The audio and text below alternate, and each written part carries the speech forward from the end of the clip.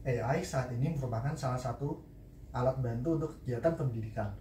Pada saat kuliah, ketika saya kesulitan dalam memahami sesuatu atau saat mengerjakan tugas, saya juga terkadang menggunakan AI sebagai alat bantu atau referensi untuk menyelesaikan masalah tersebut. Setelah saya menggunakan AI, saya berpikir bahwa AI ini merupakan program yang hebat dan juga mengerikan karena AI ini bisa menyelesaikan hampir semua masalah. Bahkan ketika AI diperintahkan untuk membuat sebuah esai, AI bisa membuat esai yang berkualitas dan terkonstruksi hanya dengan sekali tekan. ChatGPT OpenAI merupakan salah satu program AI teks generatif yang paling terkenal. Sejak dirilis, ChatGPT telah ditampilkan di hampir setiap berita besar dan bahkan menjadi sampul majalah Time. ChatGPT dikenal sebagai model bahasa besar yang pada dasarnya adalah serangkaian jaringan yang memungkinkan program untuk belajar dan menjadi lebih akurat dalam responnya seiring waktu. Di sini, saya pernah mencoba menggunakan ChatGPT untuk bertanya, apa yang ingin dunia ketahui tentang kemampuan ChatGPT.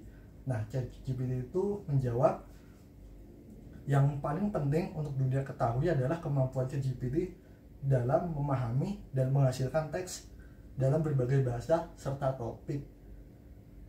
Selain itu, ChatGPT memiliki kemampuan untuk menyajikan ide, memberikan saran, menjelaskan konsep, dan bahkan berdiskusi tentang berbagai topik, mulai dari ilmu pengetahuan, teknologi, seni, budaya, dan filsafat. Namun, penting untuk diketahui bahwa ChatGPT itu hanyalah sebuah program komputer dan tidak memiliki emosi, pengalaman, atau kesadaran seperti manusia. Tepat setelah masyarakat mengetahui kemampuan AI, perusahaan dan orang-orang di seluruh dunia mulai memanfaatkan kekuatan besar dari teknologi ini. Pasien bisa mendiagnosa penyakit yang dialami, bisnis mulai menggunakannya untuk membuat iklan dan postingan blog, bahkan dalam politik, AI ini bisa digunakan untuk berkampanye. Dan semua ini dilakukan hanya dengan mengklik sebuah tombol pada program. Aplikasi umum seperti Snapchat, Instagram, Duolingo, dan salah satu aplikasi pendidikan, Quizlet, juga sudah mulai mengintegrasikan teknologi ini ke dalam platform mereka. Lalu, OpenAI merilis GPT-4 pada bulan Maret 2023. GPT-4 ini merupakan versi terbaru dari sistem yang mendukung ChatGPT, yang dapat menganalisa gambar dan tautan web. Nah, Microsoft juga mulai menggunakan GPT-4 untuk menggerakkan mesin pencari Bing mereka. Mereka juga mempunyai rencana untuk mengintegrasikan GPT-4 dengan produk Microsoft Office mereka. Nah, beberapa minggu setelah Microsoft merilis mesin pencari mereka ini, Google merilis sistem AI mereka sendiri yang bernama Bard. Nah, dan saya yakin hanya masalah waktu sampai kita nanti melihat kecerdasan buatan juga dipadukan dengan produk Google Suite, dan dunia teknologi ini akan masuk ke perlombaan senjata AI. Dengan pesatnya kemajuan teknologi yang terjadi, para pendidik seperti guru dan dosen di seluruh dunia kini berada dalam keadaan panik. Sekarang ini pelajar mengalami penurunan dalam berpikir kritis dan memecahkan masalah pada tingkat paling dasar pasca pandemi COVID-19. Kini dengan adanya AI, para pendidik diliputi kekhawatiran ekstra, tidak hanya terhadap pekerjaannya namun juga terhadap perkembangan pelajarnya. AI akan mengubah era pendidikan yang kita kenal sekarang.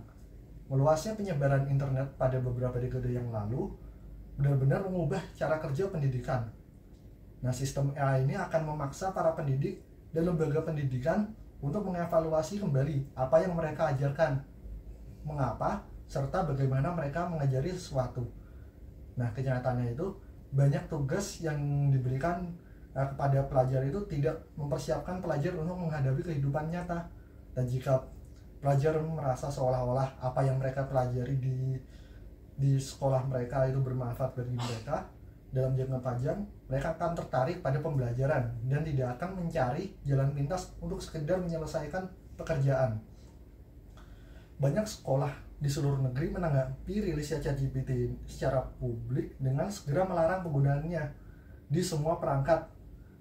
Namun, apakah membatasi penggunaan teknologi AI oleh pelajar ini berdampak positif? Atau haruskah kita mengajari pelajar cara berinteraksi dengan AI secara aman dan produktif? Masalahnya, jika kalian menyuruh seorang pelajar untuk tidak melakukan sesuatu, kemungkinan besar mereka akan mencobanya segera setelah kalian melarangnya. Ditambah pelajar ini merupakan anak muda yang mempunyai jiwa rebel yang tinggi. Untuk menerapkan penggunaan AI secara efektif di pendidikan, pendidik mungkin perlu mengevaluasi kembali cara mereka mengajarkan materi dan menilai pembelajaran kepada pelajarnya. Nah, bagaimana jika daripada pendidik memberikan soal esai, pendidik mulai mendorong lebih banyak tugas kolaborasi di kelas? Nah, pembelajaran berbasis proyek dan diarahkan oleh pelajar selalu menjadi tujuan para pendidik sebagai seorang pendidik yang baik. Nah, contohnya itu pendidik bisa memberikan proyek kelompok dan presentasi sebagai tugas. Penggunaan AI dalam hal ini tidak akan memberikan banyak bantuan selain kemampuan untuk menjadi wadah bagi ide-ide pelajar. Nah, sebagian besar pendidik itu mungkin akan setuju bahwa tujuan pendidikan itu adalah memberikan pelajar cara belajar bagaimana berpikir kritis dan memecahkan masalah. Teknologi AI ini dapat dimasukkan ke dalam pendidikan dengan cara yang benar-benar melibatkan pelajar dalam berpikir kritis. Misalnya, pelajar dapat membuat soal matematika dan kemudian menggunakan AI untuk menguji hasilnya. Nah, pelajar menggunakan ChatGPT untuk menulis sejarah lain selain membacanya di buku sejarah dan kemudian mendiskusikan hasilnya di kelas. Nah, pelajar juga dapat memanfaatkan AI untuk membantu mengedit tulisan mereka atau melatih kosakata dan memberikan mereka bimbingan individual. Dan ini semua hanya beberapa contoh dari manfaat yang tak terbatas dari program AI. Pendidik dapat menggunakan AI untuk membantu mereka melakukan pekerjaan mereka dengan lebih efektif. Pendidik juga dapat menggunakan ChatGPT untuk menulis rencana pembelajaran mereka. Selain itu, pendidik juga dapat membuat petunjuk diskusi dan membuat tes atau kuis. Nah, proses kegiatan tersebut yang biasanya memakan waktu berjam-jam hanya membutuhkan waktu yang lebih singkat dengan bantuan AI. Nah, AI ini tidak hanya mampu menghemat waktu persiapan selama berjam-jam, namun juga bisa mengambil sebuah tulisan dan mengadaptasinya sesuai permintaan pengguna. Nah, misalnya kita dapat meminta ChatGPT untuk mengambil teks yang rumit dan mengubahnya menjadi sesuatu yang dapat dibaca oleh pelajar di sekolah dasar. Kemungkinan penggunaan AI ini sangat tidak terbatas. Yang membatasi penggunaan AI hanyalah imajinasi individu itu sendiri. Kita ini hidup di dunia digital yang selalu berkembang. Jika pendidik memblokir teknologi ini di dunia pendidikan, pelajar tidak akan bisa bersaing di dunia kerja pada abad ke-21 ini karena teknologi ini digunakan dalam dunia usaha di seluruh dunia. Pelajar juga perlu dilatih bagaimana cara berinteraksi dengan dunia di sekitar mereka melalui teknologi yang mereka miliki dan bagaimana melakukannya dengan benar. Nah, pertanyaannya, siapa yang akan mengajarkan mereka keterampilan ini jika pendidik tidak melakukannya?